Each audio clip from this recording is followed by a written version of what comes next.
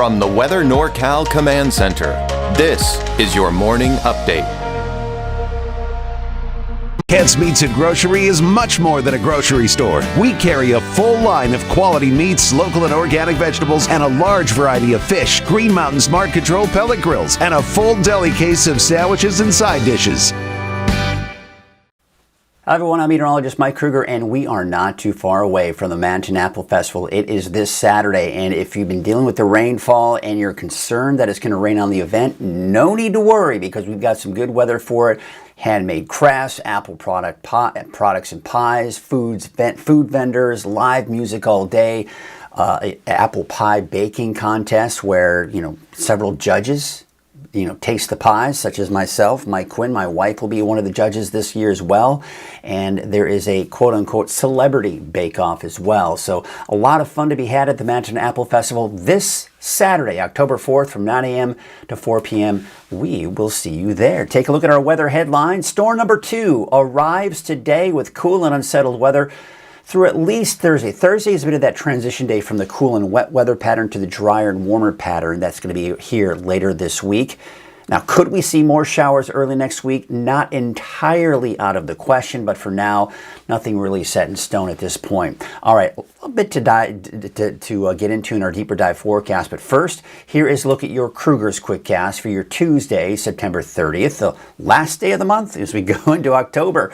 Out the door this morning, mostly cloudy skies. There could be some showers developing this morning around the north coast, but really for the most part, it's not until mid to even late morning hours at the coast we'll see the bulk of that rain move in, then eventually everyone else seeing that chance as well.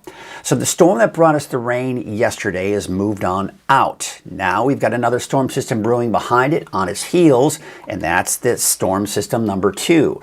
It's also going to bring us some gusty winds. In fact, there's a wind advisory until late tonight for central Siskiyou County. High-profile vehicles, biggest concern there. Power outages for Delnor County and into Humboldt County as well, as we can see 40 to 50 mile an hour gusts.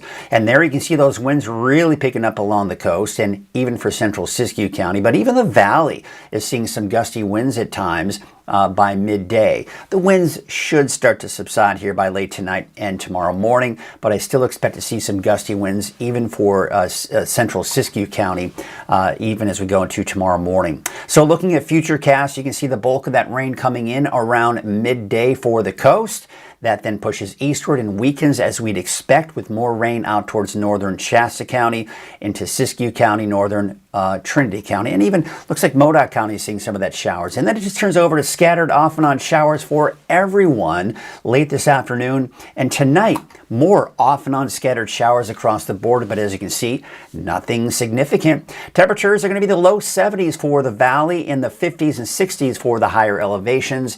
Looks like in the low to mid 60s for the coast. Taking a look at your 7-day forecast, it's starting to dry out by the end of the week. You'll also notice some warmer weather in the forecast as well.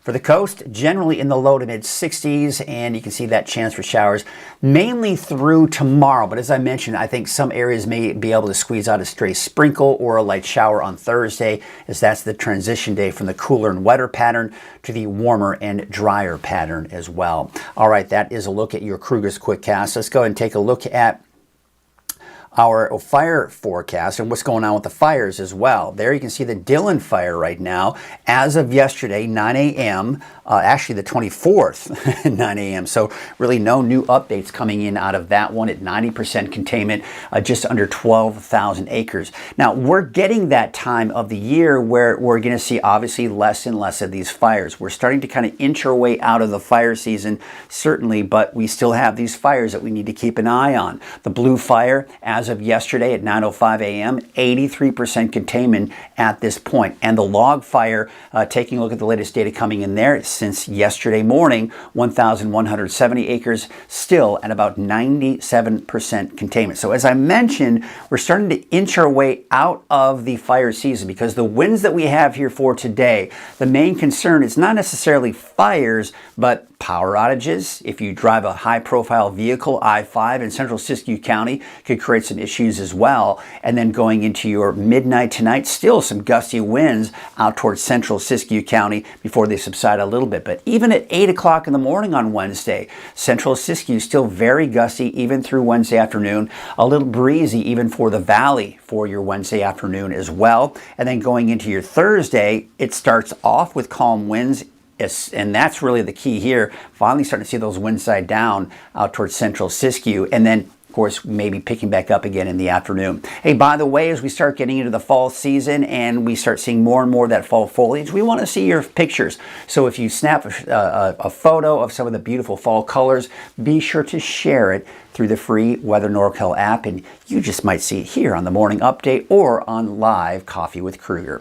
All right, let's get into your deeper dive forecast for your Tuesday, September 30th. And you've got that storm system yesterday that brought us the rainfall. That's pushing to the east. We're seeing a bit of a break, a lull in the activity between the storm systems. This one is brewing over the eastern Pacific and will be moving in. This one's going to take a little bit longer than the one that moved through yesterday, but it certainly is going to pack a decent punch here for the coast. Now, I don't think it's going to pack quite the punch it did yesterday.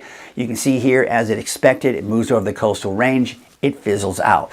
Now, it's favoring mainly the north part of northern California, so northern Shasta, Siskiyou, Modoc, even Lassen County, and northern Trinity County. Now, there's some activity coming in from the south here. This is going to help to really bring in a chance for some scattered off and on showers here throughout the afternoon. As you can see, it's not very widespread. We're not looking at a ton of rainfall, and really everyone is just going to be looking at off and on chances for sprinkles and light showers tonight, tomorrow morning. There's Wednesday afternoon, right? We're just looking at the off and on showers, nothing significant at all. It's really just getting weaker and weaker because now there's no more storm system moving through. It's just that cool and unsettled air behind that storm system that we got to deal with here for tomorrow. And then really, as we go into your Thursday, what we're seeing here, things is really drying out here for Thursday morning, even midday. But that being said, with the overcast skies and really a fairly saturated atmosphere,